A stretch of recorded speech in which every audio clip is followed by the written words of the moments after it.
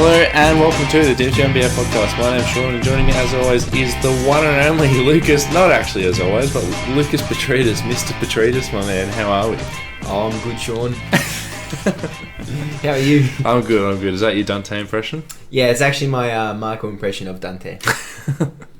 Nice. I've got an impression of Alessio doing an impression of me doing a dog sniffing. But Matt, we'll save that one for off air. Save that for after the pod. Yeah. Yeah, so where's Dante? Yeah, well, if you've listened to episode 179 of the Deep 2, you'll know that he, right now, is on a plane to India/Nepal. I assume he's going to touch down one and then eventually find his way to the other one. Yeah. So he's not going to be here for 8 weeks, and as we said last week, we're going to fill the pod with various guests, and the first call was to Lukas Petridis. Mr. Petridis, my man, how are we? Yeah. So good to have you on the pod. And yeah, what else do you say? Just maybe introduce yourself and give a little bit of shout out to the stuff you do in the basketball world. I'm Lukas. I've been writing for the Deep 2 for... Oh my god, actually, I was thinking about it the other day. Me and my friends were talking about it the other day. I wrote my first article in 2019. Yeah. Did you know that? I think it got published in it got published in 2019, very end of 2019. Yeah, and I don't think I've written a piece as good as that since. Really? Yeah. And then came on the pod a couple times. I think I was episode 42. I think just after you wrote... I bumped into you at Coburg Basketball Stadium, and we both looked at each other and were like, "Oh, that's that guy that I was talking through, Dante." We'll just turn our heads as we walk, but we won't say anything, and that's exactly how it happened. It is a bit of a projection though, because because you look like a lot of people, I don't. And I didn't want to just keep staring because I was like, is this Sean Carroll from the Deep 2, or is this just any of the 30 people I make awkward eye contact with every week at Coburg? Since then, I've quit my Coburg career. Well, you don't anymore, but when you're at Coburg or just any basketball stadiums, do you sort of nod at the officials that you see there all the time? You know how there'll be the ref, the king ref, who just sits there and sort of supervisor. Yeah. Who just king ref was what Will Smith did in the Serena Williams documentary. Oh no, that's King William. So do you just... I just feel like I have to, because I see them every Monday. I see them more than my family members at this point. So every single time I finish a game and I'm walking out of the stadium, it's gotten to the point where I've already started and I have to do it, where I just see the supervisor and go, "Yeah, mate, how you going? Yeah, good, mate. Cool." And keep walking. I don't want to fucking do that. Are you stuck in that vortex of talking to supervisors? Nah, I've got my distinction. I've got the people I say hi to and the people I don't say hi to. Doesn't it suck, but Nah, there are some fucking pricks, man, at the at where I play social basketball. Collingwood. There's actually some fucking genuine a-holes. Oh, there is actually the Lukas rule that they introduced. Which you can't play for two different teams. Yeah, that's stupid. It's a fucking bullshit. It's just a Wednesday night or Monday night fucking... Bro, we got work tomorrow. Well, everyone else has work tomorrow. I got whatever I got tomorrow. You're there professionally. Maybe that's why you got kicked out.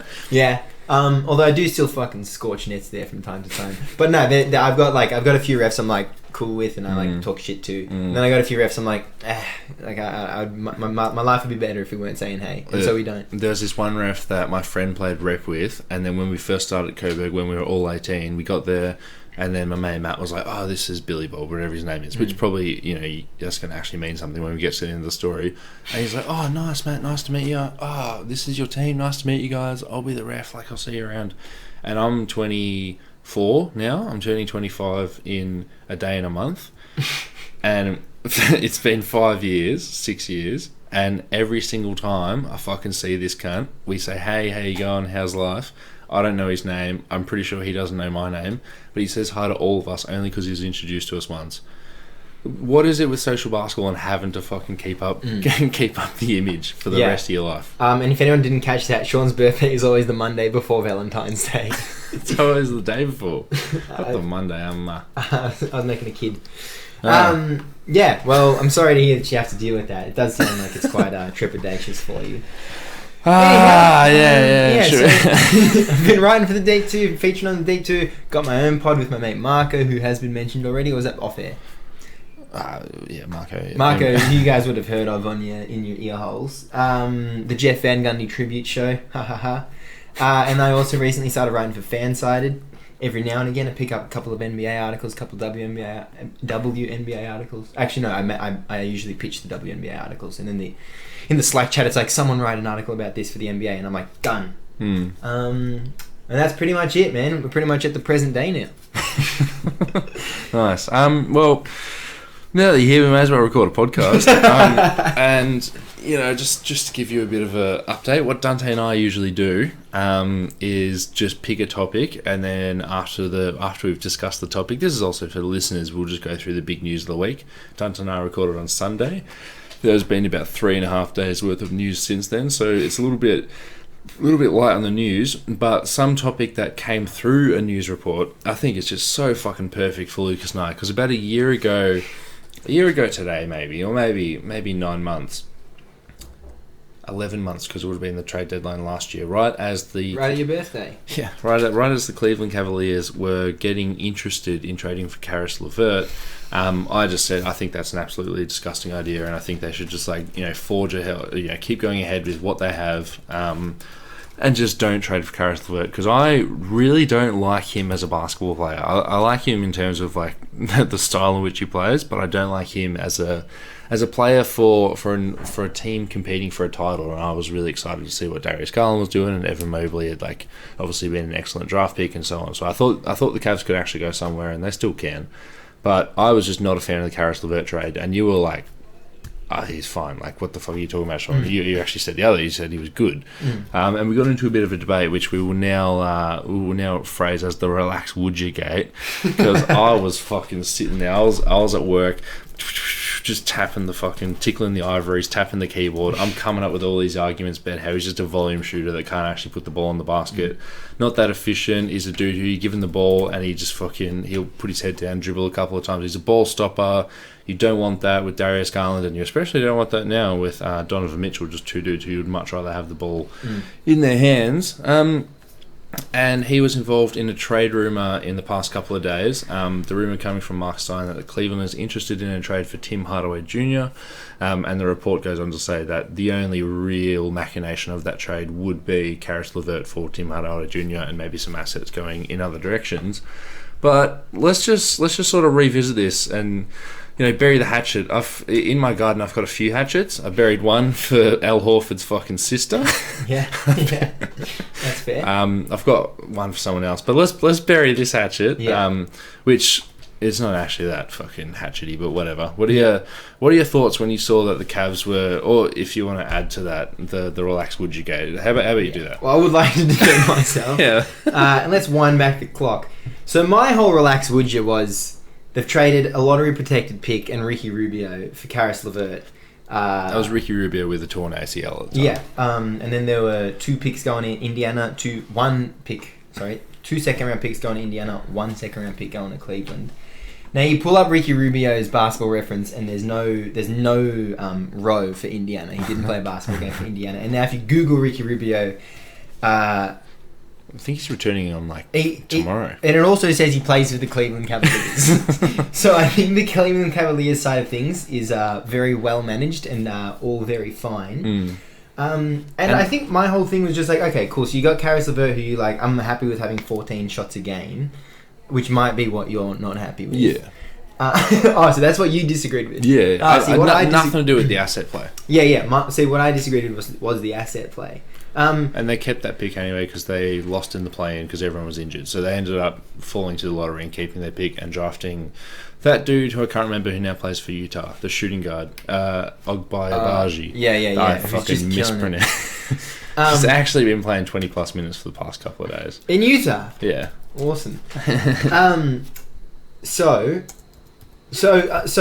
I think maybe I should peel it back a little bit even more.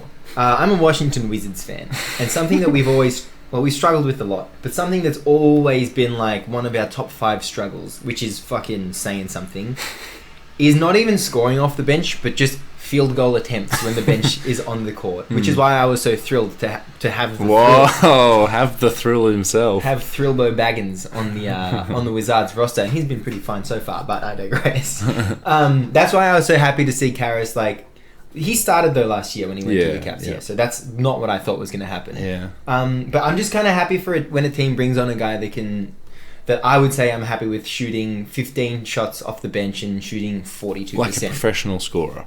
But like a semi-professional scorer in a professional role. Yeah. Okay, so not like Jordan Clarkson starting for a contender. No. But yeah, if he was coming off the bench, then I'd be like, sick. Yeah. This season, he has come off the bench for 20 games. He started 20 games, and they've played 38 games, not including today, if they played today. But it's just like he's had one season in his whole entire career where he shot above the league average in terms of points per shot attempt. So, like, yeah, he's getting the FGAs up, which, I mean, it might be a problem for the Washington Wizards off the bench. By the way, that one season where he shot above the league average was his rookie year.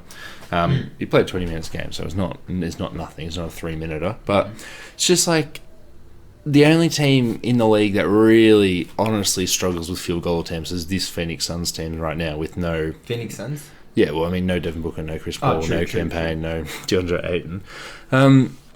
I just think he's just like a useless player. Like, I think he's fine if he is playing that Jordan Clarkson role, but every single team that's had him, even that really good Brooklyn year where it was just like chemistry coming out of the seams, that he was still playing like a major role and he was still taking shots away from some of the other guys like D'Angelo Russell, who just had his greatest shooting season ever in a Brooklyn jersey, and it was just.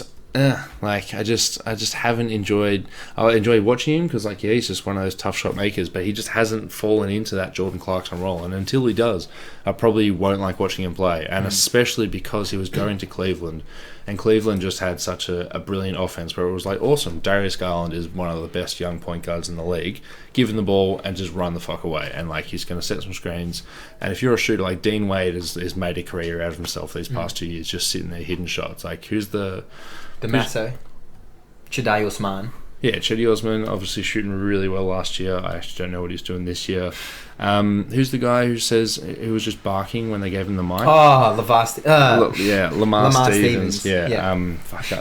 I love that you know what I'm talking about. He's fucking mic'd up for one game and he just barked because he's a junkyard dog. Yeah. But it's like with what this team needed at the time, they just needed dudes to just catch the ball, defend, and shoot threes. Not in that order. But so I was like, why are you giving up a first-round pick, which they ended up keeping, as we said, but why are you giving up a first-round pick to not address your one need? Like, you've already got ball handling, you've already got field goal attempts. They gave up heaps of picks to trade for Donovan Mitchell, who's like, Donovan Mitchell's one of the best scorers, so obviously it's not like, don't get scorers, it's like, if you can put in more assets and get an incredible scorer like Donovan Mitchell, then do it. But it's just like, in terms of role players, what they needed and what they still need isn't what Caris LeVert brings. Do you have any qualms with that?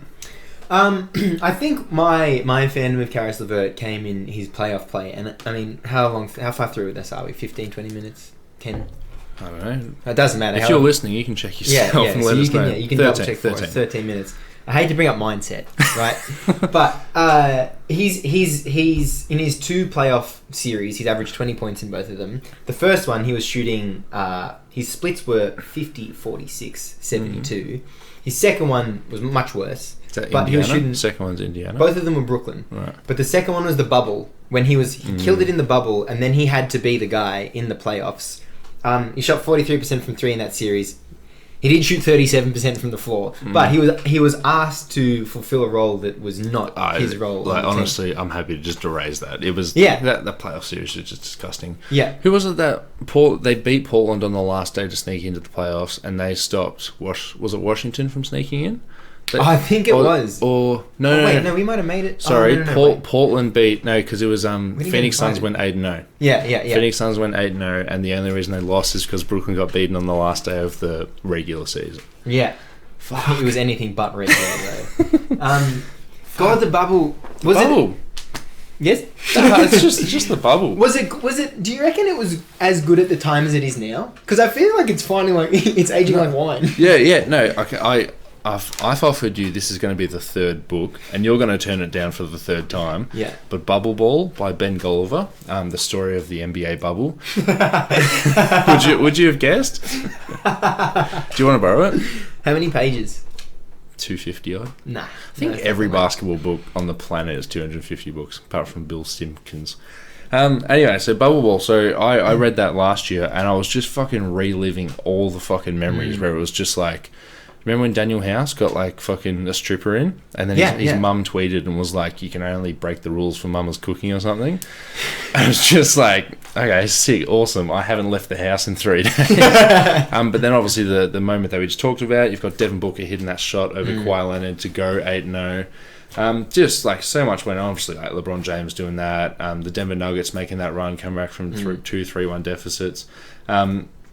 Just weird gems, like all the refs playing pickleball, and then like one of the refs, like Monty McCutcheon or some shit, was just like fucking the commissioner of the pickleball league, and was like, you know, just apparently like rubbing some of the refs the wrong way because he was so strict on how he was refereeing it.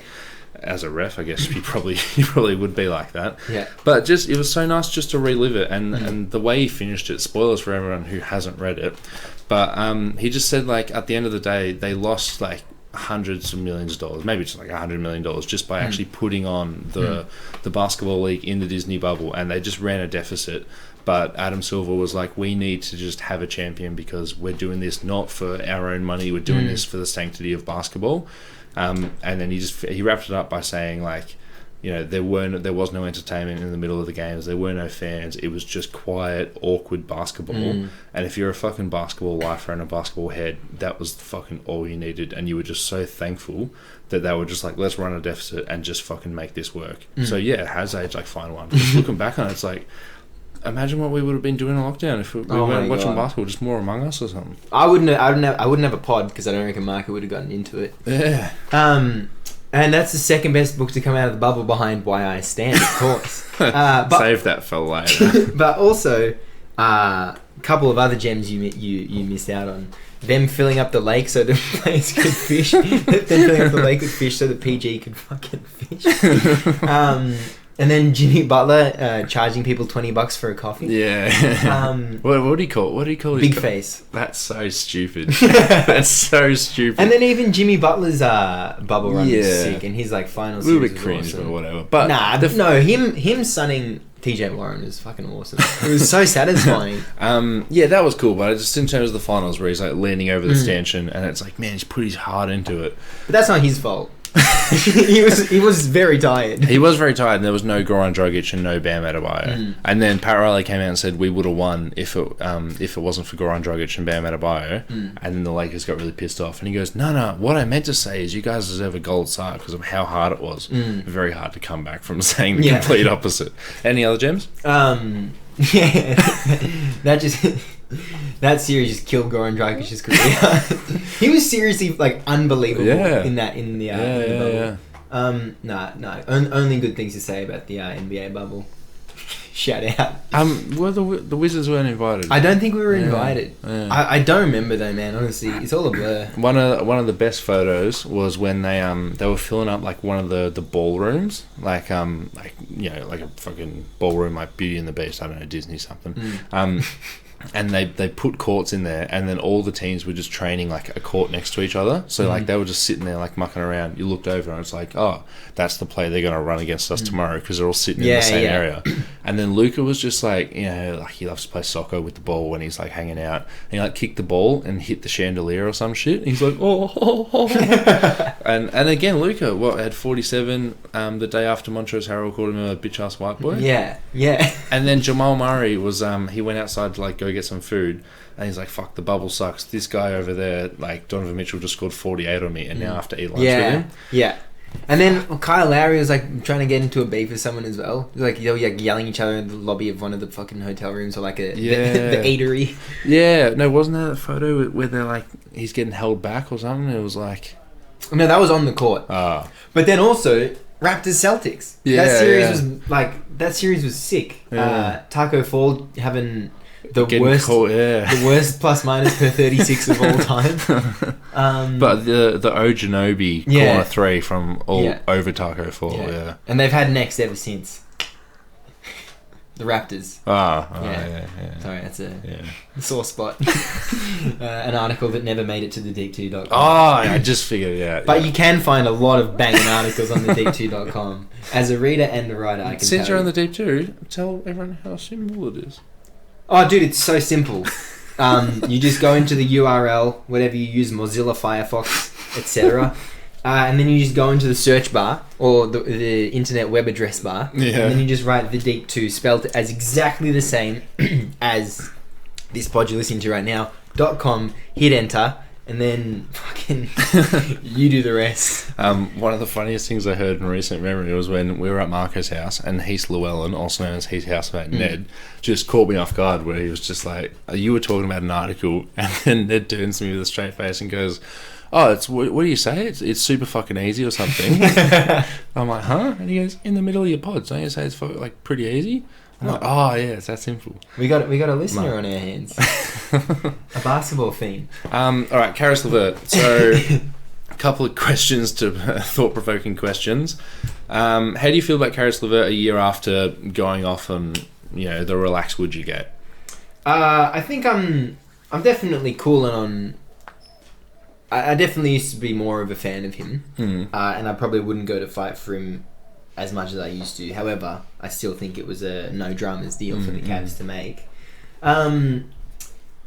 But I don't know, what is he, 7th, 8th man? Yeah. Like he's still starting, but it's like no, I wouldn't start him. Yeah. I think he is in terms the mold of what you would do with him. Yeah, I think he is the mold of a bench scorer. Definitely. And there's like obviously levels to that. Like I also think D'Angelo Russell is the mold of a bench scorer, but he's like a lot better than Caris LeVert is. But I think was the question? Oh well, the question's right in front of me. I mean, how good is he? But yeah, what's his role on title contender? Like 6th man, 7th man? Yeah, I think 7th, 8th, 9th. Yeah. What's I don't know. What's a comp? Like, yeah, that's what I'm trying to think of. Like some if you're in the playoffs and you've got a 9-man rotation, right? Let's say you've already got a 6-man who's like sitting on the table like Joe Ingles, right? Would you rather like Taurean Prince or Caris LeVert as your 7th man? Like Taurean Prince, who definitely isn't as good, but he's just a bigger body. He's a little bit more stretchy on defense, and more of a gamer. And he's going to touch the ball like once while he's on the court. You know? See, that's tough. I always try to think of it as you're a fan of the Nuggets. I feel like they're always which I'm not. Come on, they're always an easy mold to try and fit. Yeah. Also, Mike Malone, as you also, being a Nuggets fan, know that he loves running a 9-man rotation, which I am also a fan of. He also loves being called Michael as opposed to... Mr. Malone was my father's name, called him Michael. That's tough. That Taurean Prince questions really stumped me. Which is also kind of fucked. I was just gonna say that's probably the answer. The fact that we're not, like if I say Jordan Clarkson, you're like, nah, probably just Jordan Clarkson. Like you just know he's going to be a little bit more efficient, and you can probably finish the game with him. But if you're on the Denver Nuggets and you've already got Bones as your like lead ball handler off the bench. Defend. Yeah, most lead ball handlers can't defend off the bench. But would you rather have Taurean Prince there, or would you rather? I think it's a good, would you rather? Because, on the Nuggets, you already have Michael Porter Jr. you have to make up for. Bones you have to make up for. Man, I was watching again the other day. Jamal Murray you got to make up for. So I get Taurean Prince. But I think on a more defensive-minded team, then I would probably steer towards Caris LeVert. But if you're, let's say it's a starting lineup now, like if you're these Cavs, would you rather Kentavious Caldwell-Pope or Caris LeVert? KCP is so fucking good. Yeah, I agree. I think he played to go back to the bubble, he played a pivotal part in that team. And then also, we had him on the Wizards for maybe 2 years, definitely one. And he was like the only guy, and he's passed the torch now to Kuzma, who also won a ring. Who every night was like, oh, you actually want to win this game. And he would always, anytime the possession finished with him shooting the ball, it was like, you have earned this over the past game, over the past quarter, over the past month of your play. I did that in the worst order. But he defends on every possession. He's really he really values every offensive possession as well. Yeah. And he just he maximizes his possessions. He doesn't really take plays off. So I think KCP is a bit underrated. Just actually might be a better player anyhow. I'm so happy KCP is on the fucking Denver Nuggets because as we know, everyone around Jokic is having career years this year with the two guys next to him, with Michael Porter Jr. and Jamal Murray. Everyone's just fucking loving it. I've written and I've talked about Aaron Gordon, just how he's just finishing everything thrown his way, just double tap triangle, and he's going to put it in the basket. But KCP is shooting fucking 47% from 3 this year. He's played 40 games this isn't a small sample size anymore. Like he might set some fucking records for 3-point shooting efficiency. And it's just Jokic had this pass to Bones today, and I know he's done it to KCP in the past, but when they were playing the lackluster Suns on the second night of a back-to-back while travelling from San Francisco, really hard to ask Dwayne Washington to get up for those games. But Jokic is running down the middle of the court, Bones is in front of him, and it's such a hard pass to make, but he just bounces it to Bones so that Bones can just turn around as the ball's coming and drill it. And it's like, when you've got to do passing to shooters like that, it passes it from behind them to their pocket. No wonder he's shooting 47% KCP. Yeah.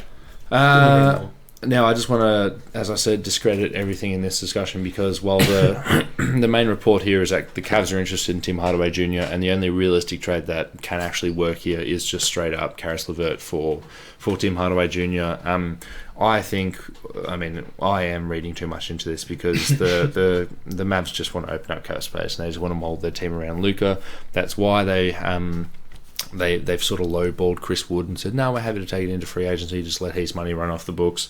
Tim Hardaway Jr. has got 2 more years after this one at around 19 to 20 mil. Caris LeVert expiring contract, so just bring in $20 million cap space, or however much would be left. So, I think this report is less that Tim Hardaway Jr. is a better fit on a good team than Caris LeVert, but it's still a nice conversation to have, amongst friends. Yeah, how about a couple of these ones? Relax, would your year passed? Funny. Would you rather Tim Hardaway Jr. or Taurean Prince? Tim Hardaway Jr. Yeah, and that's like a no-brainer. Yeah, but even though, like, again, Tim Hardaway Jr. might have similar defensive struggles to Caris LeVert, like, he just doesn't need the ball in his hands. And again, like, a little bit like Jokic and KCP, like, Luka is just finding Tim Hardaway Jr. and he's actually not shooting as well as I thought. He's shooting THJ. He's shooting 36.6% from 3 this year. Yeah, similar to LeVert, but on like double the attempts, I think. Yeah, he's taken 8 threes. Taking 3 of them. Oh, KCP's taken 4.4 threes a game. So he's taken about half as Tim Hardaway. That's weird for KCP. Yeah. He was taking 6 in Detroit, 6 in LA. But yeah, Tim Hardaway Jr. is shooting 39% from the floor. Yeah. I do feel as though Tim Hardaway Jr. is a better defender than Caris LeVert. And I think, what have we got? The Mavs are the 22nd ranked D in the league. But I feel like they're better than that ranking. But I also think that it's on a knife's edge, their defense. And, defense. And I feel like the drop from... You don't want to drop anymore. Like, the drop from THJ to Caris LeVert might be enough to just, like, fully fucking make it shit itself. However, we have seen this with Jason Kidd, who is a pig, which needs to go mention before we talk about his basketball ability, coaching, and coaching. He's getting the Qatar treatment. Yeah, fucking dog. But he has gotten a lot out of every playmaker / shot creator that he's had on his roster. Like, on a roster where Trey Burke is the 15th best guy, he's happy to put him on when Jalen Brunson was out last year and he ends the game with 18 points. And Spencer Dinwiddie is looking incredible this year. And their starting point guard is pretty good. And I think that I was at a WNBL game about 8 weeks ago with Dunt and Sam. And we were talking about the Mavs and what the Mavs need. And it hasn't changed for me. I think they just need those wings, those 3-and-D wings, to just be able to bounce the ball, like, and capitalize off of the the closeouts, pinching on Luka. And Spencer Dinwiddie is great at that. Yeah, it's just he's only a point guard defender. Yeah, and he came in as that. But like Bullock, THJ, if they retain him and don't trade him for LeVert, Josh Green and Dorian Finney-Smith, it's just like 1 or 2 bounces, and then either lay up, get to the line, or then make your own pass. And it just doesn't feel like a lot to ask for. Yeah. But it must be, because those guys are always like needed in the league. Like, they're always a hot commodity and always like go for the most picks. So where Caris might feel that, like, capitalizing on the breakdown, I just feel like it's something that they can address internally. But hold on, where are they in offense? Like, they're 4th or something, 7th. So they don't. I guess you don't really need that many guys that can just like dribble around a really tough closeout, because Luka's just found you wide open. Yeah, I don't know. It's just it's a tough fit. They have the 6th offense as of yesterday, according to Cleaning Glass. Okay. It's it's an interesting one. I'm not optimistic for the future of Caris LeVert getting any better than our summary of him right now. But a fucking just cool player. And something I've completely missed is the fact that he does step up in the playoffs. And it's like, okay, well, that's something that not a lot of guys do. Yeah, which might be, I mean, going off the Mavericks' last season playoff run, very impressive.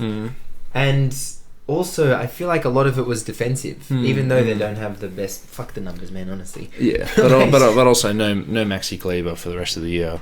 Yeah, but is he good, or does he just have a lot of Mark Cuban quotes? No. He's like the white Walker Kessler. Yeah, right. Which Walker Kessler is the white Rudy Gobert. Yeah. Croissant Kessler. Croissant Kessler is so fucking good. Should we take a break before we move on? Sure. The deep two. God, that's a mouthful. Anyways, I'm Marco, co-host of the Hey, Daniel Gafford, what's the name of our podcast? The JVG NBA Tribute Show. Wow, I can't believe it's that easy. Thanks, Gaff. You probably know us as 2 members of the 4-Man Weave plus Marco, but we know you as our next listener. Well said, Lucas. I gotta ask, how do we differ from the Pack of Basketball podcasts? It's a great question, Marco. You see, on our basketball podcast, we have 2 male co-hosts. Wow, truly groundbreaking. After this episode, stay on your favourite podcasting app and give us a spin. And we're back. Oh, you bastard, I was going to say it. Oh, say it. Nah, we'll get Nice Kylie on the job. Nah. And we're back. Fired Nice Kylie. No, she went to Nepal with Dante. But she's gone to Nepal and India. Dante's going to India then Nepal. So they're going to miss. They could have coordinated it so much better. But what was your good hook for the bubble? 2 good books came out of the bubble. There's Bubble Ball and Why I Stand by Jon Isaac, who... American author and political activist, is actually debuted for the Lakeland Magic. Very good. With hopes of playing for the Orlando Magic one day. So maybe he's going to get a little bit of an Andre Ingram Ingram. Why did I say it like that? That's okay, man. Just don't draw attention to it. But you and I watched the highlights because, no, we're not going to watch a full Westchester Knicks versus Lakeland Magic. And they were only 2 minutes. Yeah, they were only 2 minutes. He had 15 points and 5 rebounds. Jonathan Isaac hasn't played a basketball game since August 2020 in the aforementioned bubble, where he tore his ACL and it's 2023 now. The year ends in a 3 and previously it ended in a 0. There was no timeline for his evaluation to the Orlando Magic, but going off Chris Middleton, when I don't think he played for the Bucks G League team, the Wisconsin Herd. I don't think he played for them, but he was training with them for a week and then just went up to the big team and then just played immediately. You just don't know with Jon Isaac. I hope he's playing basketball in a week, but do you want to start with takeaways from the fucking G League game and then go on to bigger picture? Well, I think we should start with the foreword for his book. You know who wrote it? Ben Shapiro. Yeah, so maybe that should be a red flag for the rest of his NBA career. Hitching his wagon to Benny Sharp. Benny Shaps is what I wanted to say. So we just watched the highlights, as Sean has said, at length. And way too many post-ups, I found. Yeah. For a team with, fucking... You imagine creators. A lot of height. And we mentioned, when we were watching the highlights, Mo Bamba, Bol, Mo Varg, Wendell Carter Jr. Paolo Banchero. And we didn't even get to Paolo Banchero, who, if you're running post-plays, you probably want them all to be for Paolo. So I don't know what Jon Isaac's return is, or where he's going, or where the Magic's going. Yeah, it's an interesting one. I think there's a little bit of what the fuck is Jon Isaac and what the fuck's he going to do? But it's also a little bit like you're on the Lakeland Magic. Like you're the NBA player who's come in and he's taller than every single person on the court. Like he's only 6'9", but he's taller than every single person there. So of course you're going to get a couple of post ups, and as soon as you post him at the elbow, then he's just going to be the taller guy. He's the professional basketball player, and the Lakeland Magic are trying to win games. So. Yeah, it is a little bit scary to be like, oh, damn, 5 post fadeaways for the dude not known as a shooter and more as a defensive sort of hustle guy.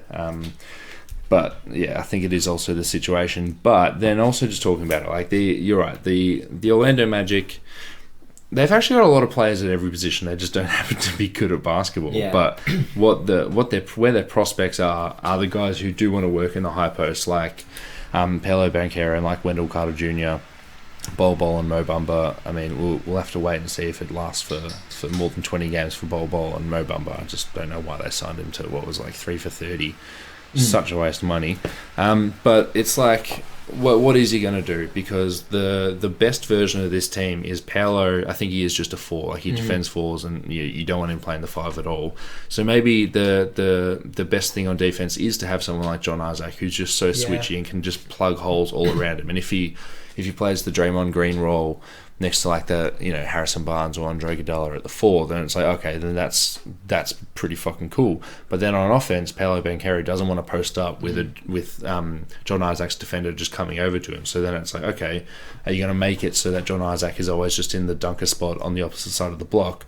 That's a lot to sort of just get around and see maybe just an average offense, see what that looks like, and then. Because Orlando are tanking, what if they draft the French kid? So then Jon Isaac's just like this very expensive forward coming off the bench who might not be able to play with their best player, Paolo Banchero. And if you're playing him at the 4 next to the French kid who they might draft, then is the juice really worth the squeeze? Because why are you making Victor Wembanyama, or maybe just any ball, just any like shooting 5? Why are you like playing a shooting 5 just to get the brilliant offense that we know of Jon Isaac? Like it's just not worth it. Structuring a whole offense around him. Not to mention that a lot of their guards can't shoot, which is just going to make it even harder after that. So I don't really know. He's a trade piece, right? And I would like to criticize my own take from just before, and potentially even yours. I've done a little bit of a calculation, daysbetweendates.com, and I've calculated it's been, when did he last play a game of basketball? He said August. I just put in 16th of August 2020. Let's just call it thereabouts. And obviously he played on the 11th of January because they do it the day before in America. Yeah. It's 879 days. Yeah. And for a team that was bad then, continued to be bad, flirted with rebuilding, then rebuilt. I think those questions are gonna happen. Like take Clay's return, for example. His role was so defined in that team, and that team knew exactly what it was, and it was hard for him. So it's gonna be much fucking harder for Jon Isaac and the Orlando Magic. And yeah, I think that the questions are gonna take a while to get answered. I do like the idea of him being like him and Paolo being 4-5, whatever it means on which end of the court, and just do it matchup based. Yeah. Over his career, Jon Isaac is an even 1 of 3 from the 3-point line per game. Yeah. Is that enough? Do you reckon? Nah, because he's not respected. Like those 3 takes are very wide open. From what I remember, 875 days ago, but they were very open, and it was like, it's not like he's a volume shooter who just doesn't happen to be good at them. It's like he's taken the ones that are wide open. Yeah. And also remember that he was playing next to Nikola Vucevic the last time he played basketball with like DJ Augustine at the point and stuff like that, and things like that.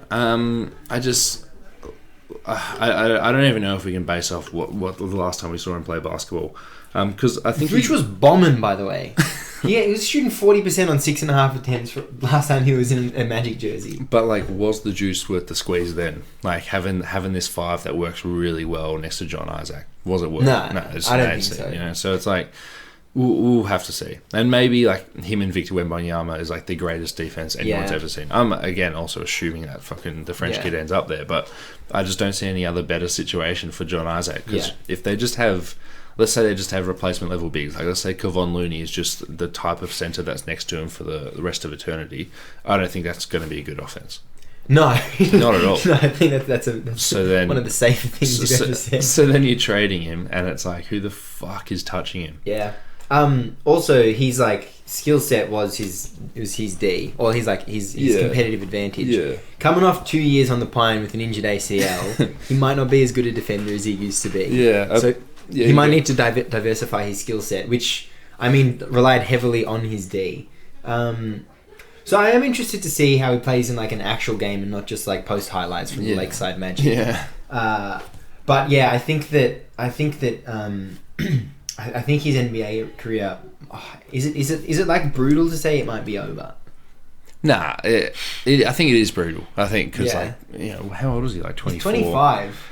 No, yeah, definitely not. And also the fact that he's getting paid like $17 million for the next couple of years, definitely not over. He's gonna he'll have a couple of opportunities to like sneak in.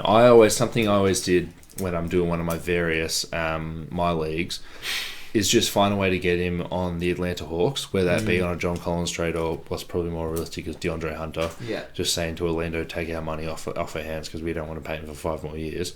I think he would be really good on a team with like a Trae Young. I mean, now they've got DeJounte Murray, so it's a little bit difficult. But a Trae Young where it's just like Trae Young, previously Kevin Huerter, just so many shooters, and just don't worry about like touching the ball on offense, Jon Isaac, but also plug every single hole we ever have. Because remember there was a stage where he was averaging like 2 blocks and steals a game, like 2 each, so 4 stonks a game, which is like fucked. Yeah. Well, if you can do that, then it's good. But is the juice worth the squeeze? Is it worth getting the system to fit around Jon Isaac? Yeah. Which, it's like, is he going to be a Rudy Gobert type where you can plug him on defense and he's just going to bring you to the top 15 in defense? Or, is he just a role player who, if he's not, can he anchor the defense? Yeah. Fucking play basketball games and find out. Yeah. Well, how good was he, like, defensively before? He was in the Defensive Player of the Year conversation. He was. I remember, like, Zach Lowe had him, like, 3rd in his last season. But will he return to that? Yeah. Because he needs to be, like, a top 5 defender in the league. If not, he's Taurean Prince. Nah, Taurean Prince can hit open threes. Yeah. God, Jon Isaac isn't even Taurean Prince. Which means he's not even Caris LeVert. I think... it was brutal what I said before. You know what? I do take that back. That's all right. Well, if he's listening, then he knows. Move on to the next piece of news with a very similar player coming from Shams Charania of The Athletic that the Suns have interest in Jalen McDaniels. That is Jalen with an L, the Charlotte guy. It's just... There's been so many of these reports where it's like guy who could somehow end up on this team after a Jay Crowder trade. The report does mention that it wouldn't be Jay Crowder for Jalen McDaniels. They would have to find something a little bit more interesting.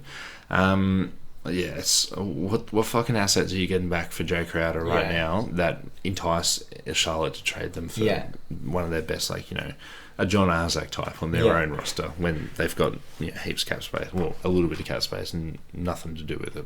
Yeah. What are your thoughts on this news piece? I don't know what the Hornets think about Jalen. Jalen. Just call him McDaniels. I don't know what the Hornets think about McDaniels. McDaniels. Is that right? Yeah. McDaniels. Yeah. McDaniels. Yeah. Fuck. Okay. Yeah. Reset. I don't know what the Hornets think about McDaniels, and what the assets they're going to get back from it are. I think the Suns need to make a Crowder deal, but I think I don't think it's going to get someone like Jalen McDaniels on their team. It's going to get you like a Grayson Allen, if that. Yeah. I think. Oh well, I just think I don't know if the Suns should even make a move, man. Like other than a Crowder deal, just to make sure you can like move that money and like get an asset for it. But this season, I feel like is asking for a pause at this point. Like CP3, is he out? Yeah. He's certainly when he's in, he plays like he should be out. 6 of their top 7 players are out. Yeah, yeah. So like, I don't know. I think this might be the reset season or the pause season for the Suns. Yeah. And I think that other teams know that as well. And as chaotic as it can be in Charlotte, surely they see that as well.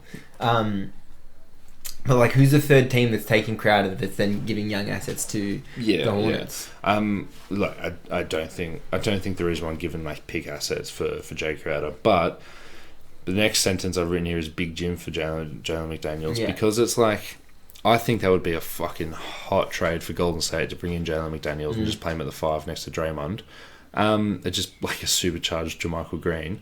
And as I love asking whenever we do a podcast with just me or Dante or 4-man wave plus Marco, would you trade them for James Wiseman? Yeah. And I think that might just be like a good barometer where it's like, what assets can the Phoenix Suns get back that would outbid just straight up James Wiseman for this dude? And we'll talk about the next report in a little second. We're just talking about what the Warriors are looking to add, being size and shooting.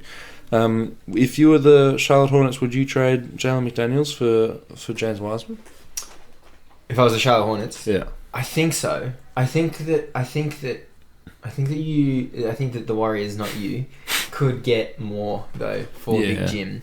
I think they can get more than Jalen McDaniels for Big Jim. What about like Crowder to the Wiz, Denny Avdija to the Hornets, and then swap McDaniels to Phoenix. the Suns? Yeah. You might be the lowest person on Denny in the world, but I think that's fine. Yeah, like you're all just sort of swapping. That's why I'm asking you. So what? The Wiz get Jay Crowder. The Wiz get Crowder. Do you want him? Are you trading Cruz as well? I don't want to. In another deal? I don't want to. And do they play together then, like Jay and Cruz? Yeah, because old mate Wes Unseld Jr., who I think is a great coach, good coach, could be great one day. I think I like what he does offensively and defensively. I think the team needs to just fucking shut up and listen to him every now and again. Porzingis, stop hanging your head. Just be 7-3.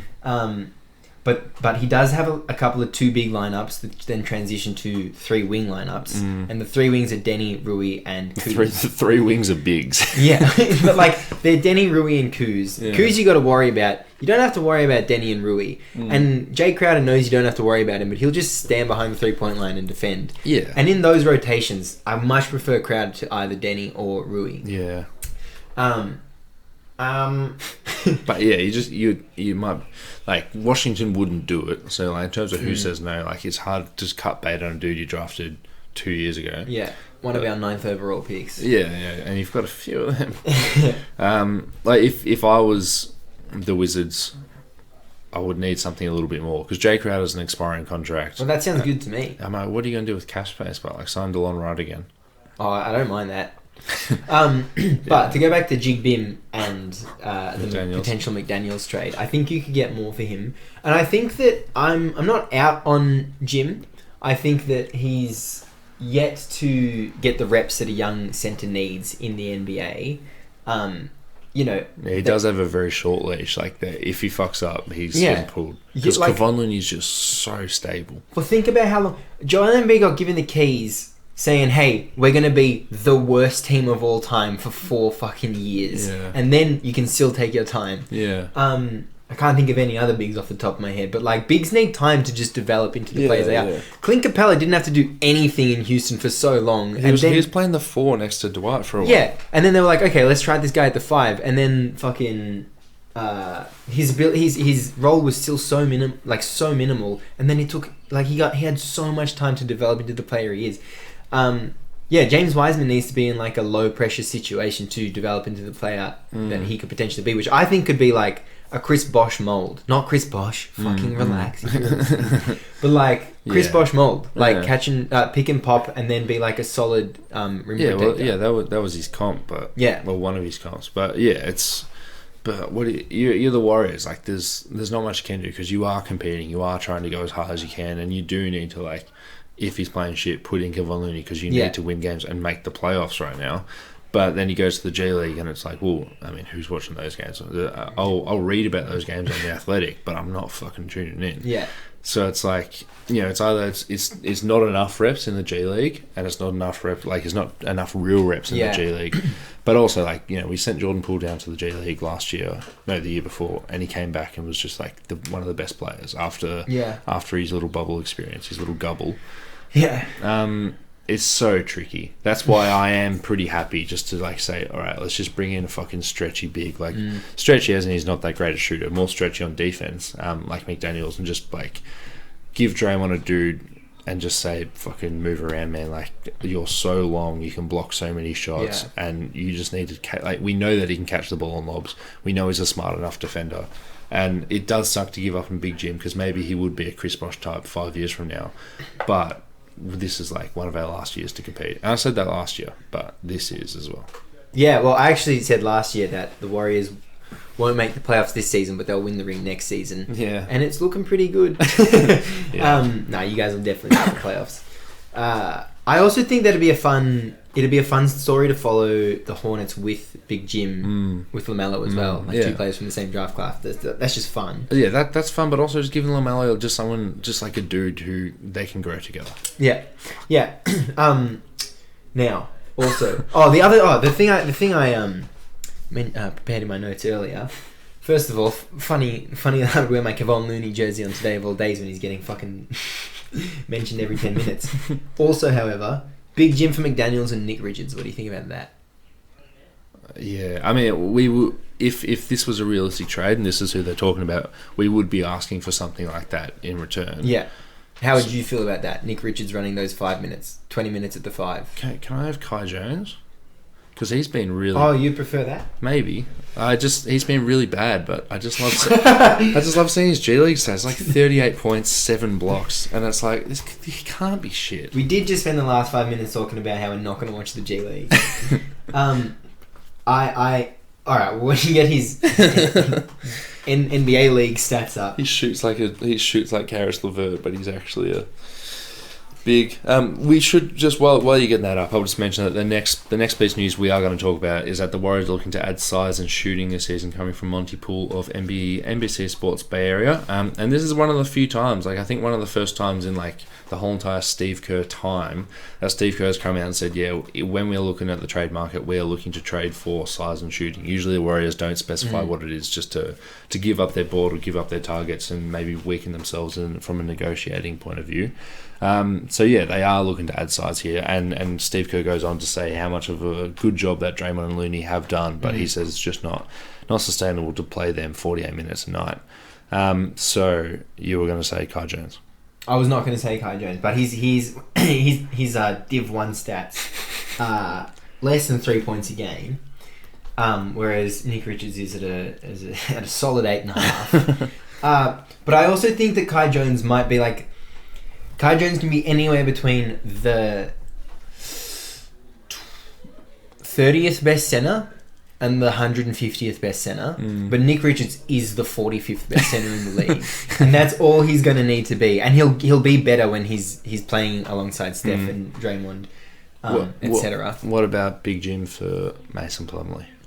Well, I don't think that that's good for you guys. I really don't think that's good for you guys. I think that Mason Plumlee is on the Charlotte Hornets. And I think that if you put that player on the Warriors, there's going to be so many possessions where it's like, bro, you can get away with like rebounding the ball, going coast to coast, and then 40% of the time you get some like actually fucking like monstrous dunk. But the other 60% is like not a fun experience. What are you actually doing? Like winning doesn't matter. And I think that he'll bring that to wherever he fucking takes his career. Whereas Nick Richards is like seriously just like a lob catcher, a dunker's spot specialist. And like what are you getting out of this center? 15 minutes, 18 minutes? Yeah. In the playoffs, it's like 10. Yeah, exactly. Yeah. So I think you prefer that. I would prefer that to be Nick Richards than. You're right. You're also in terms of Kai Jones. You're right. Maybe this isn't our trade partner. Maybe the Warriors shouldn't be trading with the Charlotte Hornets, but. I just want more players in because, Jermichael Green, Patrick Baldwin Jr., rookie, and obviously coming off like a bit of a weird college season. Jermichael Green just hasn't been the answer. He's like the Jalen McDaniels where it's like, okay, you play a 4 on offense, but can you try and be the 5? Jermichael Green just doesn't have the wingspan to be a 5. He just doesn't have the reputation as a rim protecting 5 as well. Draymond is in the Defensive Player of the Year conversation, and I think he's the winner at the moment, but it's like he just can't make up for having dudes who just can't defend behind him. Yeah. I think that this team is finally getting old. Yeah. And it's fucking scary. Man, they had 8 years. I know. I was thinking about just like, I was talking with my mate Johnny about, he was talking about how he wants Luka to win rings, and I was like, bro, so much has to go right. It's to win a hard. ring, it's not just about being a great player. You need the organization to want to win, and then you need the organization to get lucky, create their own luck, and then be good at being lucky.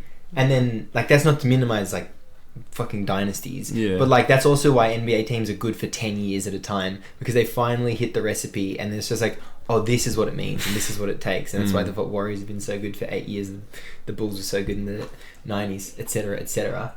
I forgot why I started saying that. What were we just talking about? Kai Jones. No, what were we just talking about? Luka.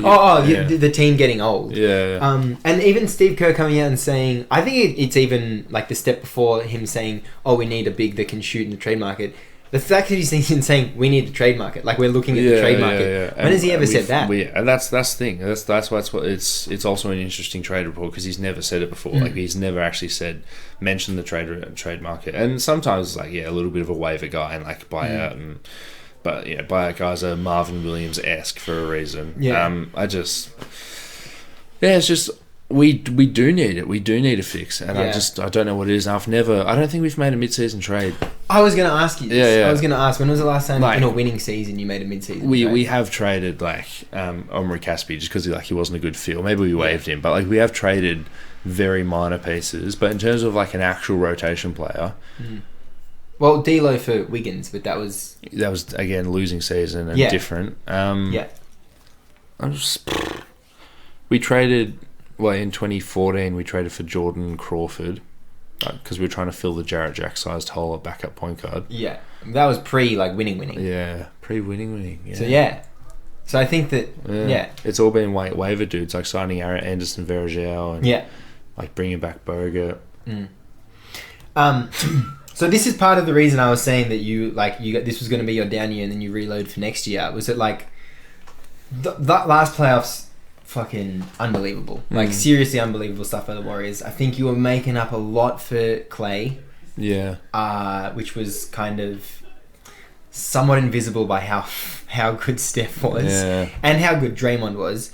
And then even when Draymond shit himself, Wiggins and Looney were there to pick up the scraps, but it was 8 guys by the end of it, and you lost one of them to Portland. Yeah. Again, yes, it was a Michael Malone playoff rotation, and I do feel better that because Otto Porter Jr. was just incredible, but he's now out for the whole entire season for Toronto. Gary Payton II just came back. I think he might have played 2 games, and it's okay, where no one's getting anything there, but we do miss Damian Lee. We because Moses Moody isn't touching the court, and he's supposed to be taken over from Damian Lee, and Juan Toscano Anderson was fine, and I would probably prefer Kuminga for the last 20 games, but I might have preferred JTA over Kuminga in the first 20 games when Kuminga was in his G League mindset where he's playing for Ignite and just taking 20 shots a night and trying to get to the line. Yeah. And now Kuminga is just trying to be that hustle guy and just a mini Draymond.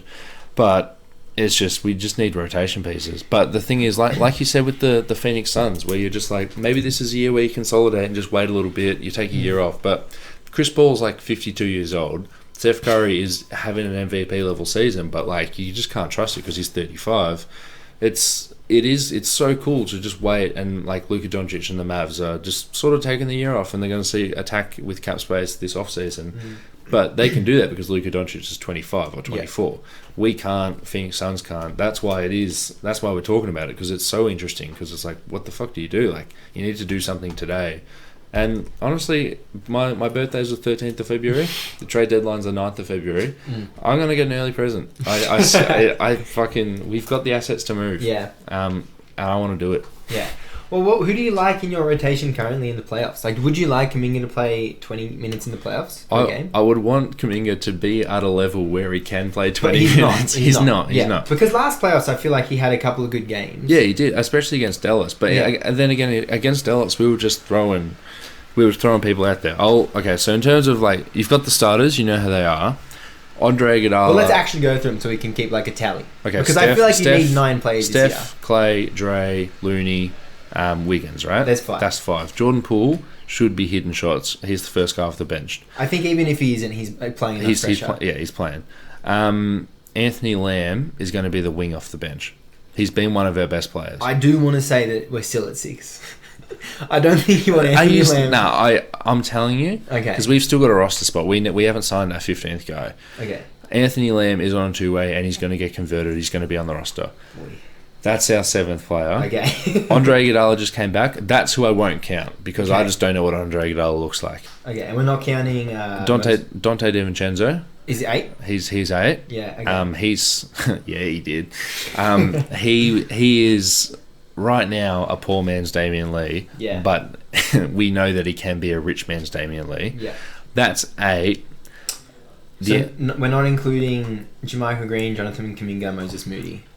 Moses Moody is getting DNP CDs. Jonathan Kuminga, I hope by the end of the season he will be there, but he's not a 5. Yeah. James Wiseman's not going to be there. JaMychal Green, I honestly hope we waive him and just bring in some waiver dude. Like, I hope we bring in like Reggie Perry. No, but like Hassan Whiteside, and just see if it is a Warriors problem or a James Wiseman problem, where you just get a 7-foot dude who can dunk and put his hands up, and be like, oh, okay, maybe it isn't James Wiseman's fault. But if Wiseman comes in like this, sorry, not Wiseman, if Hassan Whiteside comes in and just like plays 15 minutes a game and it's just hyper efficient, it's just like, okay, maybe it's not just the pressure in the situation of it. Like, would Alex Len do a better job than James Wiseman? Let's not go there. I'll give you 7.5, not 8. You're not going to count. I'll give you half for Anthony Lamb. When has he ever been in a high pressure situation, like a high leverage situation? He hit 5 threes against Orlando. The Lakeside Magic. I get the feeling that maybe the second or the last 60% of the season should maybe be focused on the younger timeline, because it's not. But then we might not make the playoffs. I understand that, man. But what's the playoffs like for you this year if Anthony Lamb's your second guy off the bench? Steph Curry, 43 points against Boston. Because he'll be playing 40 minutes a game. It's just, I don't know, man. Well, I just think that this should be your reset, and then you spend the next. But we can't reset. You can.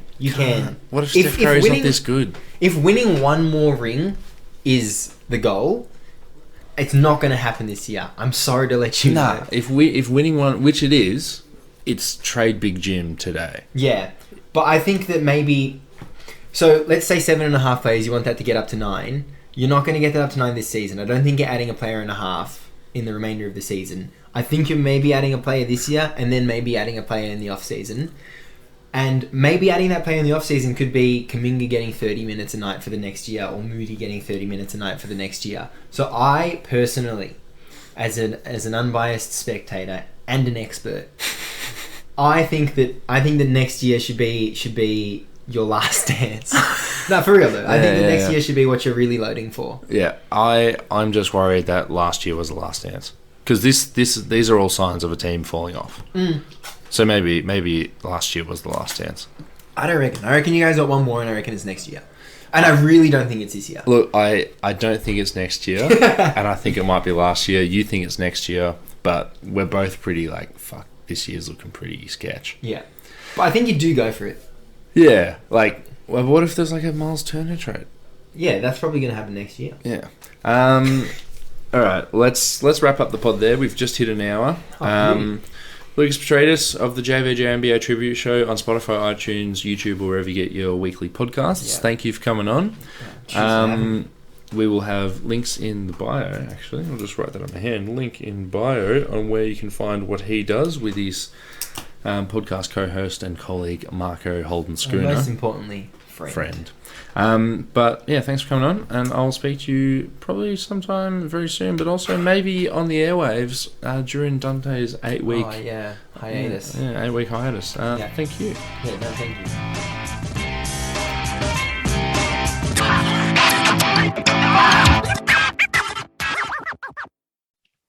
We were over the moon when we first heard that the NBA was going to be televised on Australian free-to-air TV in the 2019-20 season.